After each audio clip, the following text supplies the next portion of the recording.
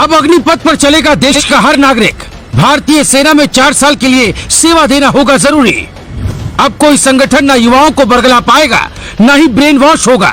सिर्फ और सिर्फ देशभक्ति दिखेगी। दुनिया के 10 से ज्यादा देशों में सेना में सर्विस है जरूरी।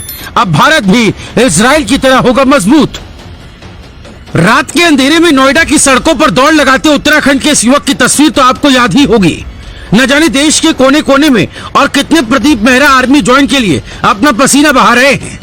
ऐसे लोगों का सपना अब जल्द पूरा होने वाला है।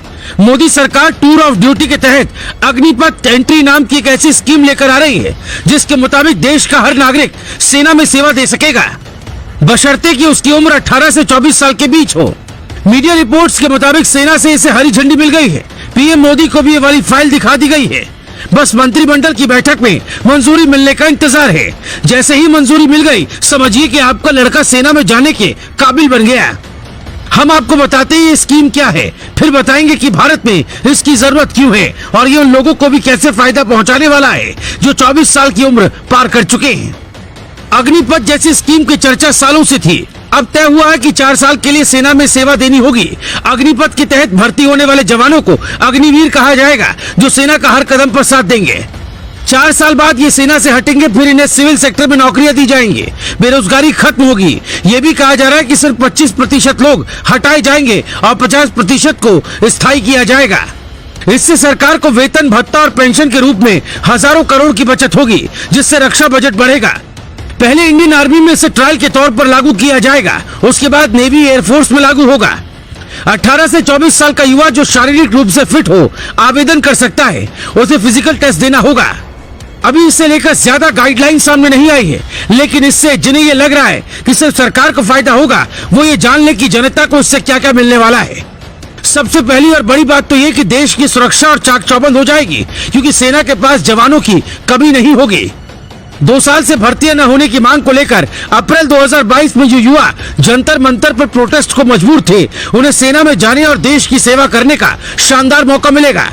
जम्मू कश्मीर से लेकर पूर्वोत्तर होते हुए बिहार, झारखंड तक में फैले अलग अलग गैंग जो युवाओं को बरगलाते थे, उनका ब्रेन वॉश करते थे, उन्हें देश के खिलाफ भड़काते थे और अपनी साजिश में उन्हें शामिल करते थे, उन सब की प्लानिंग फेल हो जाएगी।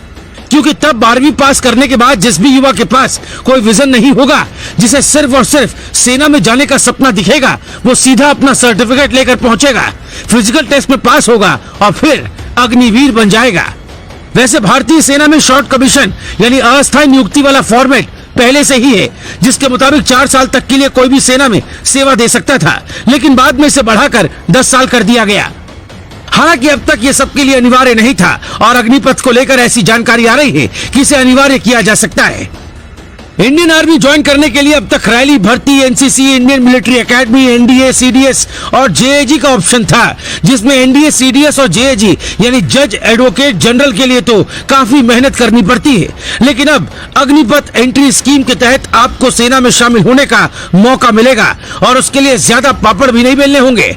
आपको ये जानकर हैरानी होगी कि इजराइल में 2 साल, दक्षिण कोरिया में 21 से 24 महीने, ब्राजील, रूस में 1 साल, सीरिया में 1.5 साल सेवा देना सभी के लिए जरूरी है। कुछ मामलों में ही छूट मिलती है। इसके अलावा ऑस्ट्रिया, ईरान, म्यांमार और यूक्रेन में यही हालत है। हालांकि भारत, जर्मनी, फ्रांस, अमेरिका और पाकिस्तान में ऐसे रूल नहीं है। मोदी मंत्रिमंडल से ऐसे मंजूरी मिलती है और इसमें सबके लिए सेना में सर्विस देना अनिवार्य रखने का रूल शामिल हुआ, तो भारत ऐसा करने वाला पहला देश होगा।